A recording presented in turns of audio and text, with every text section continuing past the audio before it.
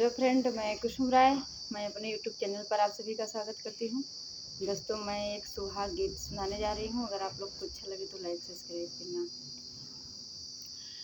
गंगा जमुनवा का निर्मल पानिया, रे मछली जे जाली न लुकाई रे लालनवा, रे मछली जे जाली न लुकाई रे लालनवा।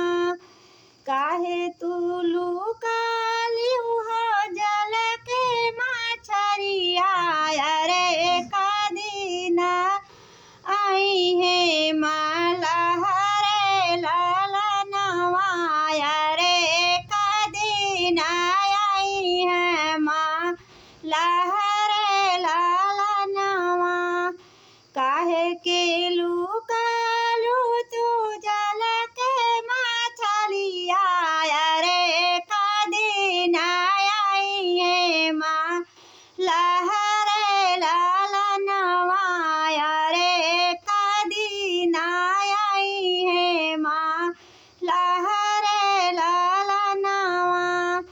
नदिया के बिचवा में जलिया बिछाई है, अरे लाई जाई है तोहा के फसाई रे लालनवा, रे ले जाई है तोहा के फसाई रे लालनवा।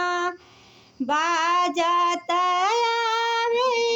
अवधपुर से बजवा, रे बेटी लुकालिन मम्मी गोदरे लालनवा, रे बेटी लुकालिन मम्मी गोदरे लालनवा। काहे लुकालू बेटी मम्मी के गोदिया, रे आवत होई है ससुरु तो हरे लालनवा, रे आवत होई है ससुरु तो हरे लालनवा।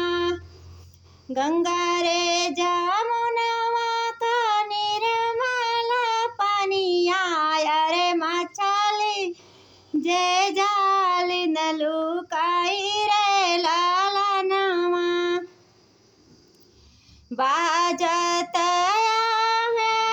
अवधपुर से बजवा, रे बेटी लुकालिन भैया गोदरे लालनवा, रे बेटी लुकानी चाचा गोदरे लालनवा।